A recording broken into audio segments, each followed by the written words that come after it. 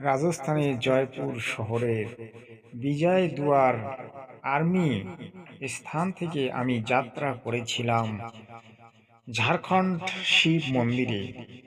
আমি ঝাড়খণ্ড শিব মন্দিরে গিয়েছিলাম ওখানে যে মেলা লেগেছে সেই মেলার ভিডিও তৈরি করতে।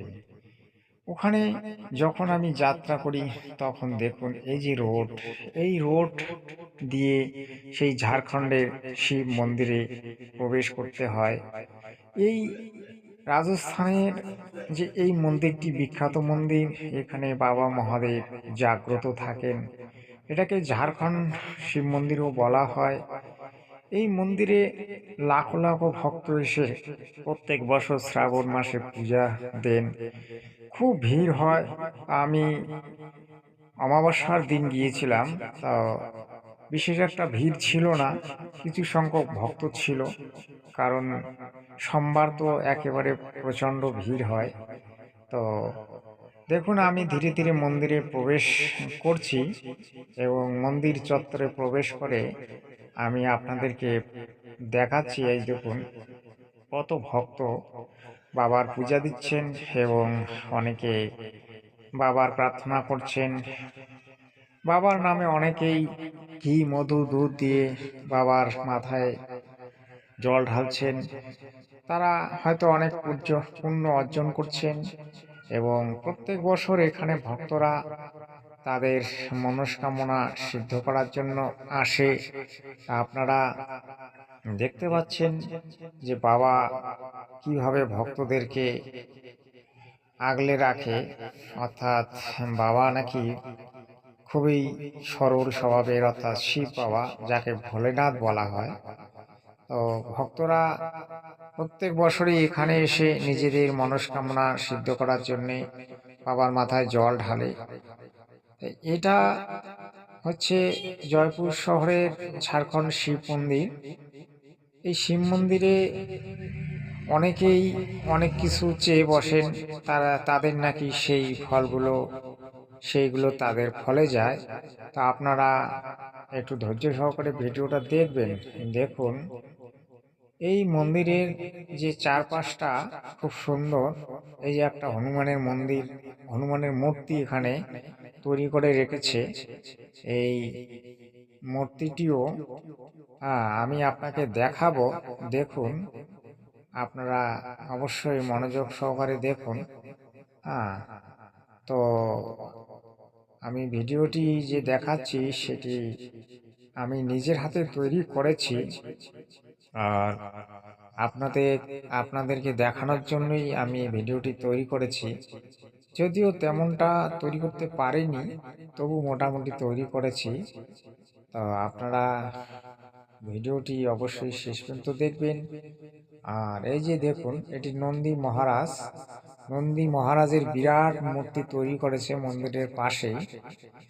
এই মূর্তিটি প্রায় ধরুন প্রায় 30 ফুটের মতো, 30 ফুট না, মোটামুটি 15-16 ফুট হবে। 15-16 ফুট এরকম হবে, বিশাল লম্বা। আমি ছোট করে নিয়েছি। মন্দিরের পাশে একটা বড় ধরনের পাইকুরের গাছ আছে। দেখুন গাছটা, এখানে ভক্তরা এসে প্রত্যেক বছরই পূজা দেয়। এবং দেখুন তার পাশে একটা বাঁশের ঘর আছে, সেখানে ভক্তরা বিশ্রাম করে এবং এখানেও একটা শিবলিঙ্গ আছে। এই যে মন্দির চত্বর, এই মন্দির চত্বর খুবই সুন্দর। কারণ রাজস্থান তো এমনি একটা গ্রিন শহর, একটা শান্তশিষ্ট শহর। সেখানে লোকগুলো খুবই সরল স্বভাবের এবং যাকে বলা হয় গোলাপি শহর। এই যে মন্দিরের মেন গেটটা, এই মেন গেটে দেখতে পাচ্ছেন যে কত ধরনের দেবতার মূর্তি তারা তৈরি করে রেখেছে, যেগুলোর নাম আমরা জানি না। তা যদি আপনি দেখেন তাহলে আপনি অবাক হয়ে যাবেন যে কত দেবতা। এবারে কিন্তু আমি একটু মন্দির থেকে বেরিয়ে আসতে চলেছি। মন্দির থেকে বেরিয়ে এসে আমি আপনাদেরকে কিছু সংখ্যক দোকানের ভিডিও দেখাবো। এই যে দোকানটি আপনি দেখতে পাচ্ছেন, এই দোকানে কিন্তু ওই পূজার যে সামগ্রী বা জিনিসপত্র সেগুলি কিন্তু পাওয়া যায়, এবং বাবার মূর্তি থেকে শুরু করে মানে A to Z মহাদেবের পূজার মধ্যে যা যা লাগে আর কি A to Z এই দোকানের মধ্যে পাওয়া যায়। আমি ভিডিওটা করেছি কিন্তু দোকানদারের সঙ্গে কথা বলার সুযোগ আমি পাইনি, তাই আপনাদেরকে দোকানদারের সঙ্গে কথা বলাতে পারলাম না। তারপরে দেখুন অন্য একটা দোকান, সেটাও মোটামুটি বাবারই সামগ্রী পাওয়া যায়। এটা প্রায় কসমেটিক দোকান। এই দোকানগুলি মন্দিরের ভিতরেই বসানো আছে, এবং দোকানগুলি খুবই জাঁকজমকপূর্ণ। এই দোকানগুলিতে খরিদ্দাররা তারা জিনিসপত্র নেয়। যেদিন মেলা হয় সেদিন তো প্রচণ্ড ভিড় হয়। তা আমি যেহেতু মেলার দিন যাইনি, আমি অন্য দিন গিয়েছি, সেরকম একটা ভিড় ছিল না। আর বেশি বেশি ভিড়ে তো ভিডিও তৈরি করাও সম্ভব হয় না। তা আমি এবার কিন্তু মোটামুটি বাইরেই বেরিয়ে আসলাম। বাইরে বেরিয়ে এসে আমি আমার এই যে আবার দেখতে পাচ্ছেন, আমি আরেকবার দেখালাম যে এই যে মন্দিরের মেইন গেটটা। এবারে আমরা কিছু শিব তত্ত্ব আলোচনা করব, তাই আপনারা ভিডিওটিতে শেষ পর্যন্ত থাকবেন। শ্রাবণ মাসে ভক্তরা কেন মহাদেবের লিঙ্গে জল অর্পণ করে, বিষয়টা কিন্তু জানা দরকার। এই শ্রাবণ মাসটা হচ্ছে মহাদেবের একটা পূর্ণ মাস, অর্থাৎ মহাদেব এই মাসে যে লীলাগুলি করেছিলেন সেই লীলাগুলির মধ্যে অন্যতম এই শ্রাবণ মাস।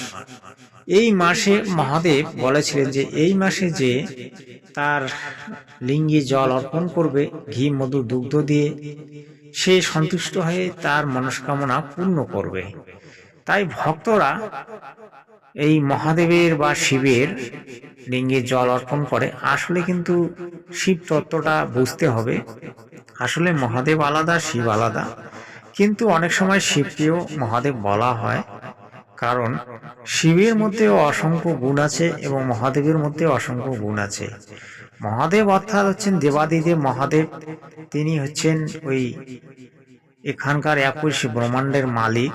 আর শিব হচ্ছে তার সন্তান, অর্থাৎ শিবের পিতার নাম হচ্ছে সদাশিব, অর্থাৎ বাপ বেটার প্রায় একই নাম। তো মহাকালের যেরকম ক্ষমতা থাকে, প্রায় শিবেরও অনেকটা সেরকম ক্ষমতা থাকার কারণে তাকে মহাদেবও বলা হয়। আর শিব প্রায় দীর্ঘদিন জীবিত থাকে। অনেকে জানে না যে শিবও কিন্তু একটা সময় মারা যায়, সেটা হয়তো অনেকে জানে না বা অনেকে বিশ্বাসও করবে না, কিন্তু শিবও মারা যায়। আসলে এগুলো আমাদের গ্রন্থেই প্রমাণ পাওয়া যায়। যেমন শিবপুরাণ পড়লে আপনি প্রমাণ পাবেন, শ্রীমদ্ দেবী ভাগবত পড়লে প্রমাণ পাবেন। এগুলো কিন্তু আপনাদেরকে জানতে হবে।